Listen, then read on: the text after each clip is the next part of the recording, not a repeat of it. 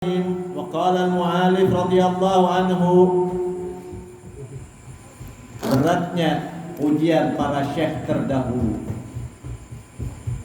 Syekh itu guru.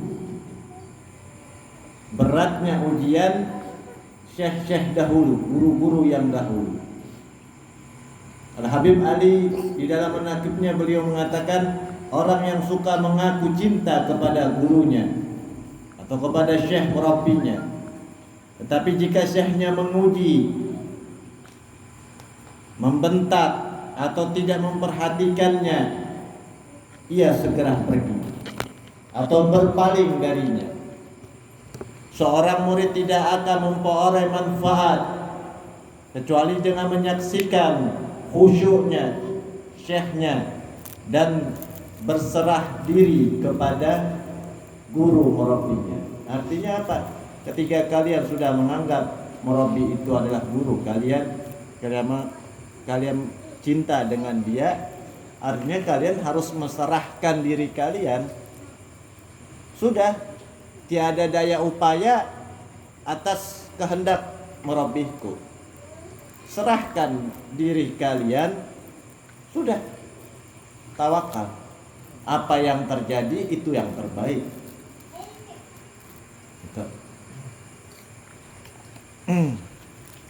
Para syekh zaman dahulu menguji murid-muridnya seperti kisah Syekh Umar Babah Rama dengan gurunya, yaitu Abdurrahman Al-Halhar. Ketika Syekh Umar Babah Rama ingin berguru kepada Syekh Abdurrahman, beliau berkata, boleh, tapi dengan 3 syarat, wahai Syekh Umar. Apa ketiga syarat itu? Tanya Syekh Umar kepada gurunya. Pertama, naiklah ke gunung Gamran, lalu lompat dari puncaknya. Marhaba, baik wahai guruku. Keesokan harinya Syekh Umar Babah Rama menaiki gunung itu. Berangkat pagi dan baru sampai ke puncaknya sore hari. Ia kemudian terjun dari puncak. Syekh Abdurrahman menangkapnya dan ia sampai ke bawah dengan selamat. Kata Syekh Abdurrahman, kau terjun dengan mata terbuka atau terpejam? Tanya syekhnya. Kata Syekh Umar, terpejam wahai guruku. Ulangi, kata Syekh Abdurrahman. Terjun sekali lagi dengan mata terbuka. Marhaba, baik, kata Syekh Umar. Lalu ia terjun untuk kedua kalinya dengan mata terbuka dan mendarat dengan selamat. Sekarang syarat kedua, jika masyarakat telah menghadap kiblat dan siap untuk sholat, menghadaplah ke timur, lalu sholatlah membelakangi kiblat. Disuruh gurunya Syekh Umar Babah Rama. Kata gurunya Syekh Abdurrahman, wahai Umar Babah Rama, apabila syarat yang kedua, apabila orang-orang nih sholat menghadap ke kiblat, kau harus membelakangi kiblat itu.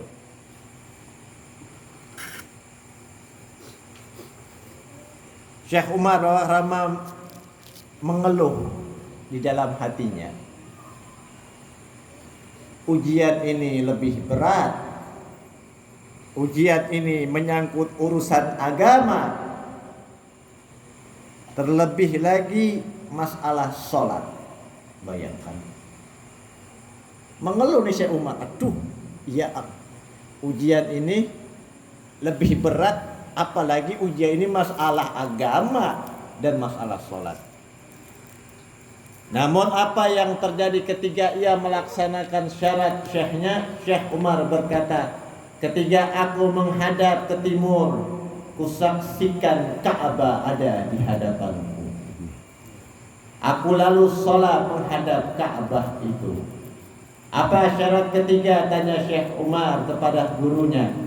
Pergilah ke kota Adam jika Sayyid Abu Bakar bin Abdullah Al-Idrus keluar diiringi murid-muridnya, katakanlah kepadanya, wahai Abu Bakar bin Abdullah, innaka lan tahriful arda wa lan tabhul jibala tula. Sesungguhnya engkau tidak akan sekali-sekali dapat menembus bumi dan tidak akan sekali-sekali sampai setinggi gunung. Ketika Syekh Umar sampai ke kota Adan, beliau mendapati jalan-jalan kota Adan setelah digelari permadani untuk jalannya Al-Adani, yaitu Al-Habib Abu Bakar bin Abdullah. Ia mengikuti Al-Adani, kemudian keluar menunggu kuda. Orang-orang berdatangan dari berbagai penjuru mengelilinginya. Syekh Umar berkata dalam hatinya, bagaimana aku dapat mengucapkan apa yang diperintahkan kepadaku? Ini Syekh Abu Bakar waktu itu wali besar, seorang kutub. Syekh Abu Bakar bin Abdullah Al-Idrus, anak dari Al-Habib Abdullah, cucu dari Sayyidina Abi Bakar Sakran, cicit dari Sayyidina Habib Abdurrahman As-Segaf. Habib Abu Bakar ini orang yang besar, yang bisa mengeluarkan langit. Dia perintahkan langit untuk keluar hujan susu. Syekh Umar bingung, bagaimana aku harus mengatakan dengan orang ini? Ini orang besar, wali, pemimpin para aulia di zamannya. Bagaimana aku dapat mengucapkan apa yang diperintahkan kepadaku di hadapan kumpulan orang ini yang begitu banyak? Mereka tentu akan mendekatkan diri kepada Allah dengan menyembelihku.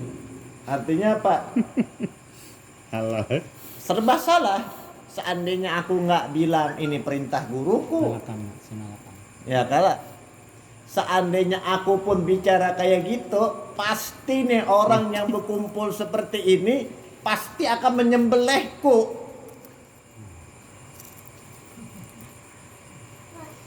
Untuk mendekatkan diri kepada Allah. Namun jika aku diam, berarti aku telah melanggar perintah guruku. Ia duduk di tempat yang jauh dari orang-orang tadi, lalu berkata dalam hatinya, nggak berani sudah mengucapkan di lisan, dia jauh kabur. Dia berbicara di dalam hatinya. Wahai Abu Bakar bin Abdullah, sesungguhnya engkau tidak akan sekali-sekali dapat menembus bumi dan tidak akan sekali-sekali sampai setinggi gunung. Artinya kan mau ulu-ulu, maupun itu ayat surat Al-Isra. Habib Abu Bakar membaca isi hatinya, padahal beliau berada jauh dalam iringan-iringan manusia. Beliau berkata, aku menembus bumi, kata Habib Abu Bakar. Kata Habib Abu Bakar, aku menembus bumi dan menjadi setinggi gunung. Kemudian menunjuk kepada Syekh Umar, aku menembus bumi setinggi gunung. Menunjuknya ke Syekh Umar dengan telunjuknya sambil berkata, engkau akan terbakar. Engkau akan terbakar. Katakanlah di dunia, ucap Syekh Umar, babak Roma, ketakutan. Di dunia, kata beliau. Waktu Habib Abu Bakar mengerahkan telunjuknya kepada Syekh Umar, Syekh Al-Haddar menangis dari kota Hainan. Gurunya menangis. Akibat tangannya Syekh Haidar berlubang. Ketika mau dibakar oleh Habib Abu Bakar, gurunya menahan api itu sampai telapak tangannya berlubang.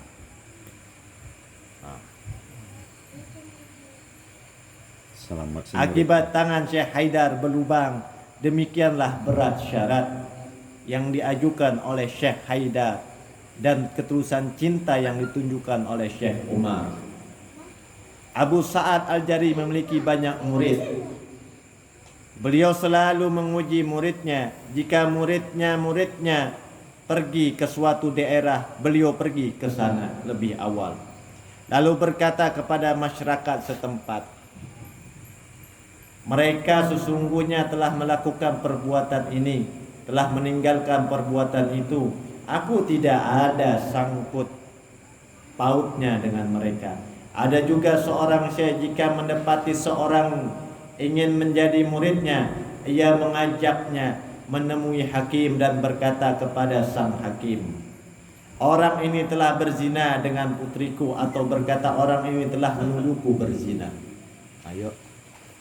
Seandainya nih, zaman dulu ada juga syekh yang membawa muridnya ingin menjadi murid, dia datang ke hakim, dia mengatakan, hai hakim, ini orang ini berzina dengan putriku.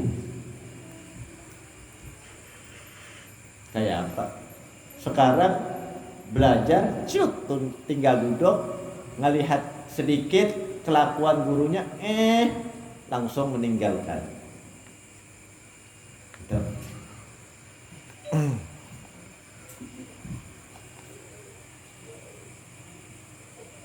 Dahulu sewaktu Asy-Syaibah di penjara, di Maristan sekelompok orang-orang datang menjenguknya. Kalian siapa? Tanya Syibli. Kami adalah para pencintamu dan datang kemari untuk menjengukmu. Syibli mengambil batu lalu melempari mereka. Mereka lari ketakutan. Asy-Syibli berkata, wahai para pendusta, jika kalian benar-benar mencintaiku, tentu kalian akan bersabar menghadapi ujianku dan tidak meninggalkanku. Seorang murid menemui Syekh Abu Yazid, wahai guru, telah 30 tahun lamanya aku berpuasa di siang hari dan sholat di malam hari. Aku juga telah meninggalkan berbagai syahwat. Namun mengapa belum kutemukan juga dalam hatiku sedikit pun dari apa yang pernah engkau ceritakan? Padahal aku percaya pada semua ucapanmu dan membenarkan keluhan si murid. Meskipun aku sholat selama 300 tahun lagi, jika keadaanmu sebagaimana yang kau lihat, engkau tidak akan mendapatkan apapun walau seberat atom. Jawab Abu Yazid rahimahullah ta'ala, mengapa demikian wahai guru? Tanya muridnya. Karena engkau berhijab oleh dirimu sendiri. Bagaimana cara agar hijab itu dapat tersingkap? Syekh gurunya menjawab, engkau tidak akan menerimanya dan tidak akan bersedia untuk mengamalkannya. Si murid menjawab lagi, aku akan menerima dan mengamalkannya. Gurunya pun berkata, pergilah ke tukang cukur, potonglah rambut dan jenggotmu, bukalah pakaian yang kau pakai ini, gantilah dengan pakaian biasa, gantungkanlah di lehermu kantong, lalu penuhilah kantong itu dengan buah badam. Kemudian kumpulkanlah anak-anak kecil di sekelilingmu, katakan kepada mereka dengan suara keras, barang siapa yang menamparku sekali akan kuberi 1 buah badam. Kemudian dalam keadaan demikian masuklah ke tempat kau bisa dihormati hingga semua orang akan mengenalmu melihat kelakuanmu. Subhanallah, ucap si murid. Ayo, ucap si murid, subhanallah, ini adalah syirik. Bagaimana bisa, kata gurunya.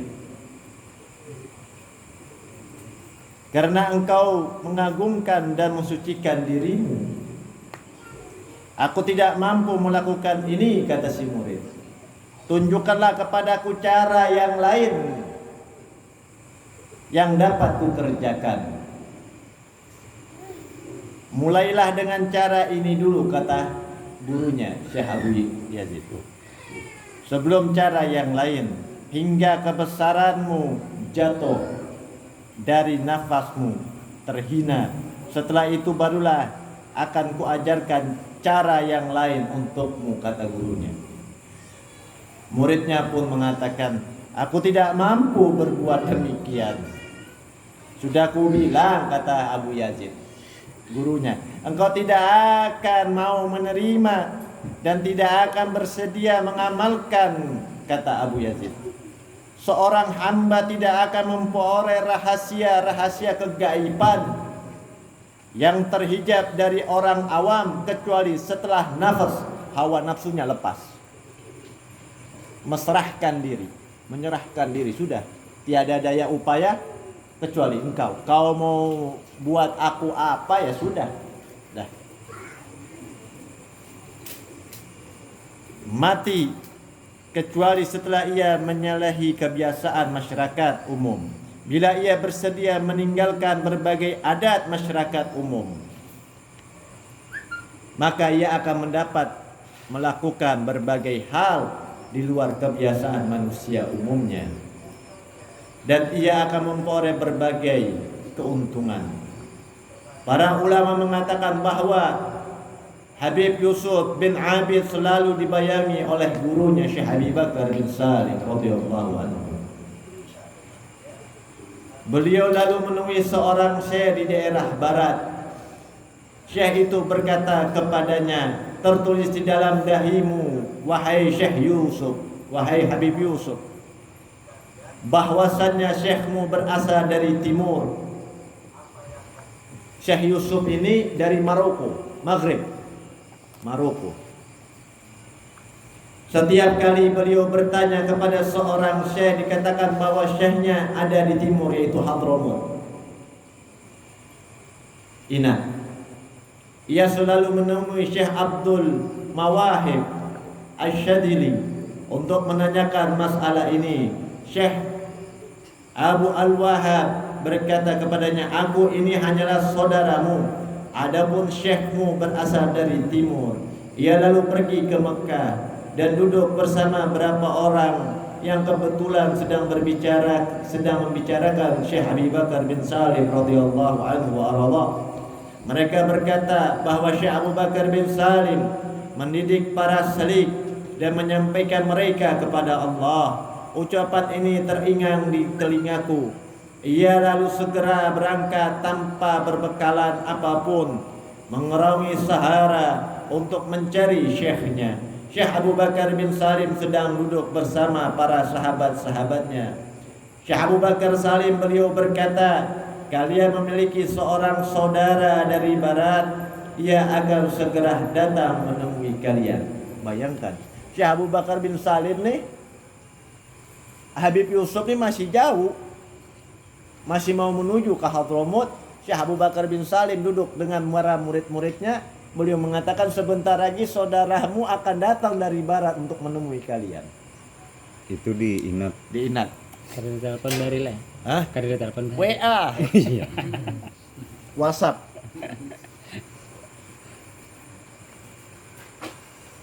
Tak berapa kemudian Habib Yusuf tiba bersama rombongan kafilah yang cukup besar. Syekh Abu Bakar bin Salim berkata kepada murid-muridnya, bangun dan sambutlah saudara kalian Yusuf bin Abid.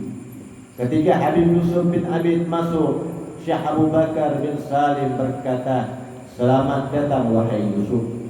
Tidak tahukah engkau bahwa aku telah memeliharamu? Bayangkan, Syekh Yusuf, kata Syekh Abu Bakar bin Salim, hei Syekh Yusuf, tidak tahukah aku telah memeliharamu, aku telah menjagamu,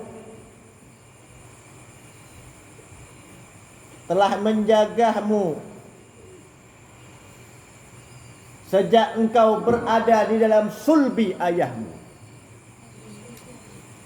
Ketika ibumu kesakitan pada saat melahirkanmu, aku hadir di sana.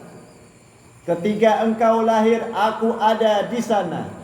Habib Yusuf pun terkejut ketika melihat sosok yang biasa ia lihat. Habib Yusuf lalu tinggal di sana. Ia melihat bagaimana Syekh Abu Bakar bin Salim bergaul. masyarakat. Meskipun demikian, sisi kemanusiaan basirahnya Syekh Abu Bakar bin Salim tidak berubah. Penghormatan Habib Yusuf kepadanya setelah tinggal untuk berapa waktu, Habib Yusuf meminta izin untuk pulang ke negaranya. Syekh Abu Bakar bin Salim mengizinkannya dengan hati berat. Sesampai di halaman, Habib Yusuf tidak mampu berbisa. Ia tidak sanggup melangkah kakinya. Ia lalu kembali menemui Habib Syekh Abu Bakar bin Salim dan selalu berada di sampingnya sampai hari ketiga Syekh Abu Bakar bin Salim meninggal dunia di pangkuannya. Syekh Abu Bakar bin Salim meninggal di pangkuan Yusuf bin Abi, salah seorang murid kesayangannya. Menjelang ajalnya, gurunya Yusuf bin Abi mengulang-ulang ayat berikut, falamma qata'a Zaidun minha wa tahara, dengan harapan bahwa gurunya akan menyambut ucapan itu dengan ayat lanjutan Yusuf zawajhakaha, yang maksudnya sang syekh bersedia menurunkan seluruh ilmunya yang beliau miliki kepada Habib Yusuf bin Habib. Namun Syekh Abu Bakar bin Salim berkata, wahai Yusuf, semua ilmu yang telah kuajarkan kepadamu penuh dengan keberkahan. Adapun mengenai sirku, andai kata aku tidak dapat menemukan seorang yang pantas untuk menerima dari kalangan anak cucuku, akan ku tanamkan di padang pasir ini. Artinya apa? Sirnya Abu Bakar bin Salim, dia mencari siapa yang pantas kelak. Alhamdulillah, sekarang sirnya Syekh Abu Bakar bin Salim dipegang oleh Sayyidina Habib Umar bin Khattab. Mudah-mudahan kita mendapatkan ini. Amin. Kalian bayangkan bagaimana mereka mencintai para guru. Enggak segampang kalian ingin menjadi murid, itu tidak segampang. Kalian diuji batin kalian, diuji zahir kalian, diuji kecapean kalian. Kalian retak sekali. Ada kesalahan di hati kalian. Makanya dosa yang tidak bisa dimaafkan oleh Allah maupun Rasulnya, ketiga dosa itu kalian menyakiti guru kalian. Kalian nih belajar dengan nih guru, kalian ini sudah menganggap ini murabi, tahu-tahu kalian melihat kelakuannya kadang baik, kalian tinggalkan, kalian mencari guru-guru yang lain, tidak akan ada manfaatnya. Kalian cari guru untuk memperbaiki hati kalian yang tadinya rusak, maupun dari barat ke timur, dari timur ke selatan. Nggak bisa kecuali guru itu yang bisa memperbaiki kalian, murabi kalian. Kayak Sayyidina Habib Al-Habib Ahmad bin Zaid Al-Habsyi radhiyallahu anhu wa arda. Beliau kalau ingin masuk ke rumah gurunya Al-Habib Abdullah Al-Haddad, beliau tawaf itu rumah. Beliau putar itu rumah 7 kali. Dan beliau cium tembok rumahnya Al-Habib Abdullah bin Ali Al-Haddad sahibul Rafi. Sampai orang-orang mengatakan, ya Ahmad bin Zaid, engkau ini gila, engkau mencium tembok itu. Tapi beliau mengatakan, yang aku cium bukan tembok ini, tetapi yang ada di dalam itu adalah guru murabiku Al-Habib Abdullah. Bagaimana Syekh Ali bin Abdullah Baras, 33 tahun lebih beliau menjadi khadam, hanya tukang bikin kopi dan yang lain-lain. Ketika Al-Habib Umar bin Abdurrahman sahibul ratib mau wafat, beliau mengatakan, nanti di antara murid-muridku akan menggantikanku sebentar lagi, duduk di tempat pangkuanku ini. Semua sebagian muridnya mengangkat, ada yang menaruh tempat duduk yang agak tinggi supaya dipilih. Syekh Ali bin Abdullah Baras ini tua sudah, dihina terus. Tahu-tahu Syekh Ali bin Abdullah Baras sedang lewat, dipanggil sama Al-Habib Umar. Kemari wahai Syekh Ali Baras. Terkaget semua orang-orang. Kau duduk di sini di tempatku dan semua ini akan menjadi muridmu. Semuanya menjadi muridnya Syekh Ali bin Abdullah Baras. Kata Syekh Ali bin Abdullah Baras, pernah suatu saat aku sedang memijit guruku sampai tertidur ini guruku Al Habib Umar bin Abdurrahman Al Attas. Demi Allah, aku melihat malaikat Ridwan datang menemuiku. Beliau berkata, wahai Syekh Ali bin Abdullah Baras, mari ikut aku ke surga, tinggalkan gurumu. Kata Syekh Ali bin Abdullah Baras, wahai malaikat Ridwan, kau kembalilah ke surgamu. Surgaku ya ini, guru. Guru pula surgaku. Tanpa surga, tanpa ada guruku, maka surga itu tidak ada artinya. Dulu orang-orang bagaimana dengan para guru? Mentakzimkan mulia.